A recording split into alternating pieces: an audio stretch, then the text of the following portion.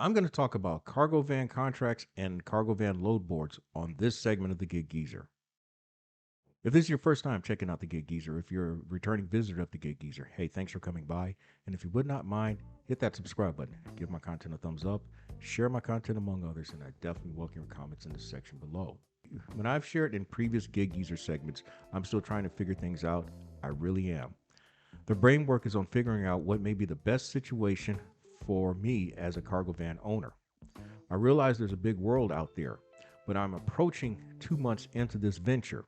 And while I am showing signs of progress, the progress isn't meteoric.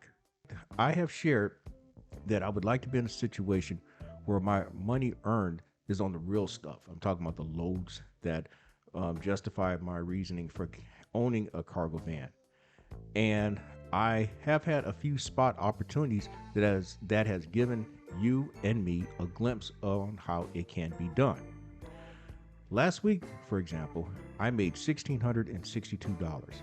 That is my best week doing my daily grind and hustle since the week ending March 21st, 2021. And that week I made $1,717. That is also my best week ever. Now, to put it into perspective, my best week all of 2022 was the week ending November 21st, and I made $1,565. Yet, based on my 1099s and based on my quick count of my 1099s, I made right at about 77,000 on gig delivery work opportunities. So, going back to the example of $1,662, yes, there is progress. But when people say, and even I say, I should be making $400 to $500 a day, I agree with you. But there is a process of getting there. Just as there was a process of me getting where I've made easily anywhere between $200 and $250 a day. Now, just for whatever it's worth, and as you can tell here on this particular screenshot, I did reach $500 in a single day during my gig hustle. And I followed that up making $462 en route to the 1662. This is where I want to bring in my conversation about contracts and load boards. Now, just coming out of the gate, I can't say much for either of them. I was approached last week with 4 contracts, 2 from medical courier places and 2 from logistics/dispatch places. And what I found out with one of the logistics/dispatch places, in fact, it's the one that I'm currently active with. The other I am still waiting to be onboarded, but the one that I'm active with, it is app based. So what happened was I went through the process of basically applying to be brought on as a driver within their logistics operation. Then I was told once I was brought on that I can download their app, and their app gives you access to their load board opportunities. And quite honestly, there's been a steady flow of loads that have come across my phone screen. However, there's been zero guarantee that I would get any of them. Now, the way it is done, at least on this particular load board, you see these load opportunities come across your screen, but then you have to bid on them, and then you have to be awarded that bid. And so, what is a bid? You may see in fact, here is what I'm showing here is an actual screenshot of the load board. And so you see these various offers that have come across. So what happens is you can either let that offer expire. You've got 5 minutes to let it expire. Basically, you don't act on it. But if you're interested in it, you tap on it, and then you've got 3 options. You can either reject it outright, or you can put in a counter offer for above or less than what the offer is. And then you can accept it as is. Now, through this load board, all the offers are coming in at anywhere between 90 cents a mile and $1.12 a mile. The longer trips are at 90 cents a mile. The shorter trips are coming in upwards of $1.12 a mile. Now, that may seem to go contrary to some of the information that I've already compiled about what cargo van owner operators may make. Depending on the source, you may see cargo van operators making as little as 32 cents a mile to 52 cents a mile to an upwards of $2 a mile. What I've also seen on some of the Facebook, uh, what I've seen on some of the Facebook pages, there are drivers who have been unabashed, unashamed about bidding and getting offers at 60 cent a mile. Their justification is that they're moving while other folk are sitting and waiting. But let's just talk numbers. And so when I see some of these offers and what is happening, I don't see how anyone can justify keeping their vehicle moving, let alone staying in business. Now, again, I'm going to show you some more of these offers that have come across my phone screen. And yet there was one in particular that I want to kind of give you a good example, a good feel for at least my thought process and what I bidded on, and you'll see the result as well. Now, there was one from my area, the Columbia, South Carolina metropolitan area, that went from Columbia to Sherman, Texas, which is near the Dallas Fort Worth Metroplex or metropolitan area. And by the way, if you like the content that's been provided in this segment of the Gig Geezer or in any other segment of the Gig Geezer, hit that subscribe button, give my content a thumbs up, share my content among others, and I definitely welcome your comments in the section below. Now, the total miles on that trip was 1,038. So that would be driving easily 14 to 15 miles straight. That would be driving easily 14 to 15 hours straight through without any stopping. Or realistically, we're talking anywhere between 14 and 18 and upwards of 20 hours of driving. Now, doing quick math on the offer that went out, they offered at 90 cents a mile, so that meant $940. Now, I know with my cargo van, knowing that the trip was 1,038 miles, that would equal two and upwards of three tanks of gas. And realistically, we're talking $225 one way. And then let's presume coming back deadhead, that's another $225.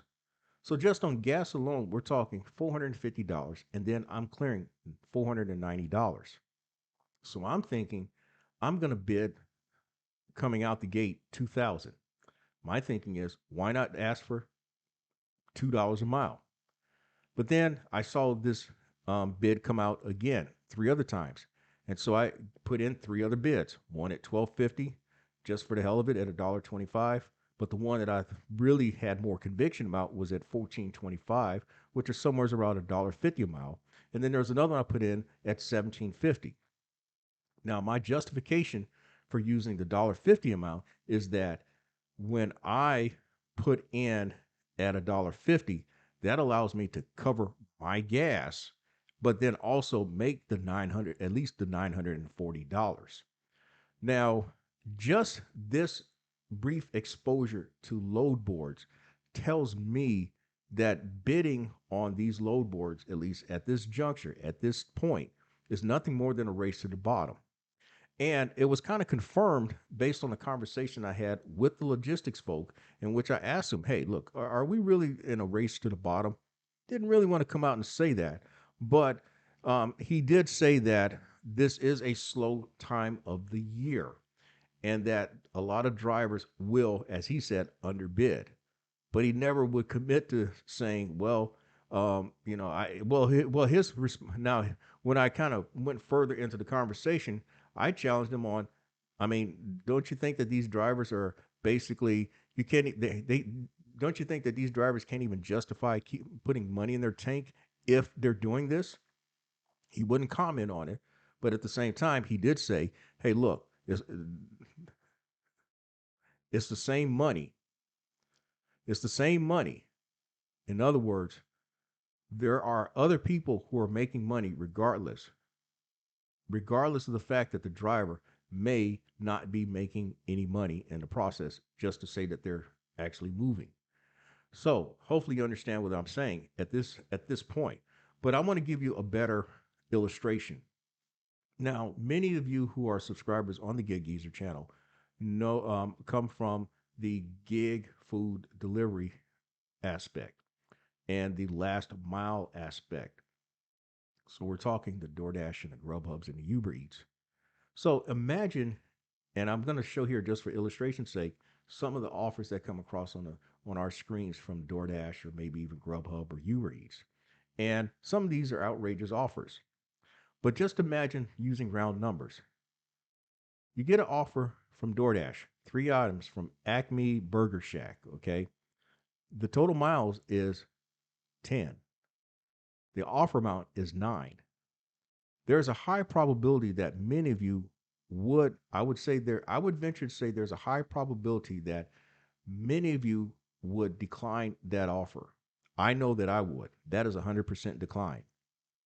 But then imagine when we're using these other numbers, 60 cent a mile, 75 cent a mile, 80 cent a mile, 85 cent a mile, same dollar amount. Well, same miles, 10. But now you see the offer at $6 and you accept it. Or you see the same miles, 10, and you accept it at $7.50 or even $8.50. I find it hard to justify that. And that's where I'm getting at with the load boards. Well, now, then again, you may see one on the high end based on these load board numbers at, let's just say, rounded up to $11.50, 10 miles. Now, that's one that I may consider if and only if I'm at the end of my time that I plan on being out there and this order happens to take me in the direction where I'm going home. Now, I may consider that. It's still not a high probability, but there is some reason to consider it. Now, I have taken some of the recommendations of some of you who have commented on my various recent uploads, and some of y'all suggested certain load boards to look into. And all I will say is that I've looked into them, and yes, I have subscribed to one, but I think that it's going to last all of 1 month because the load board that it was suggested that I look into does not have a steady flow of opportunities coming in this area, at least the Columbia, South Carolina metropolitan area. And I can't justify spending $45 a month to see maybe 3 or 4 opportunities, and they're not opportunities that I would even consider in the first place. So, what happens is, from a business standpoint, you tell yourself, well, first of all, you got to have money to make money, but also you got to spend money to make money. And what you try to do, though, is to minimize that risk, though, by trying to making the best decision possible.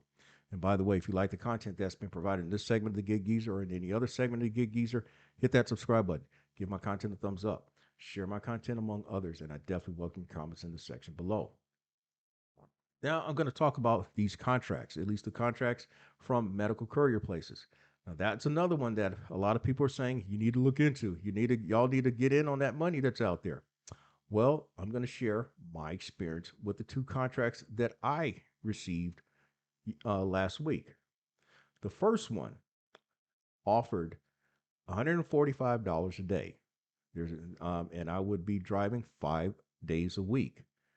My estimate for the route was from the point of where I leave home to going and picking up the load and then completing the route. That total time out there would equal to anywhere between 175 and 200 miles. Now, if I had lived in Lexington County, which is where the pickup location is located, and I lived in Lexington County as late as 2 years ago, that could have been probably more like anywhere between 125 and $150 miles a day. So, with those numbers in mind, let's base this on $1 per mile. And in my case, leaving from the far northeast sector of Richland County, going down to Lexington County, and then completing this route, and let's just use the high number of 200, I would be in the hole $55 each day if I were to go forward with that contract. This company tells me, this company indicates in this contract that there are costs that are based on a sliding scale depending on how much you make. But then to start out, before you even complete your first, before you are onboarded officially, you've got to pay 65 for your background check, motor vehicle check, and drug screening. Then there's also a $20 setup fee. So that means before you even show up there, you're going to put out $85. Then there are the other administrative costs. There is 1.32% of what you make, and that goes towards occupational and accidental insurance. And then there's a $9 processing fee on top of that. So that means you're out of $19. Then there's a $5 cargo fee, they say, a $16 administrative fee, a $10 manifest fee, and then there's a $16 fee for using their scanner. So that comes out to $47. Or each week, you're on the hook for about $65. So starting out before your first day, if you do it at 145 a day, you are losing 1 day's pay. Your first day's pay goes towards all that. But then moving forward, the following week, and just using my numbers based on where I live, and I'm looking and driving in upwards of 175 to 200 miles a day, I am losing $68 a day, $55 from the mileage, and then $13 a day from the administrative costs. So, is that a good contract? Is that a good situation to enter in?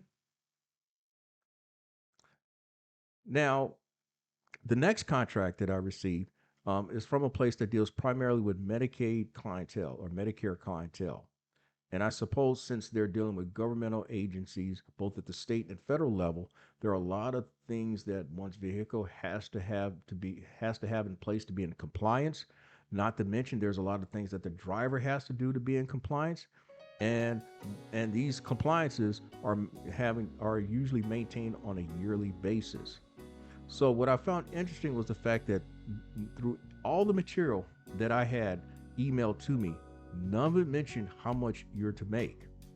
But when I browsed around for additional information on that, I saw where this company may pay an average in upward from $11 an hour on upwards to $30 an hour. So for me, that's already a pay cut. And the other thing that I found out about this particular company, and they are a leading company with having these Medicare contracts, is that they're constantly looking for drivers. So that means that they can't keep them, and possibly there are two reasons. One or both. There's the clientele that they're having to deal with, and the drivers can't deal with them any longer, or they're just not being paid enough. So now I'm going to caution this. I'm speaking from my experience here in the Columbia, South Carolina metropolitan area.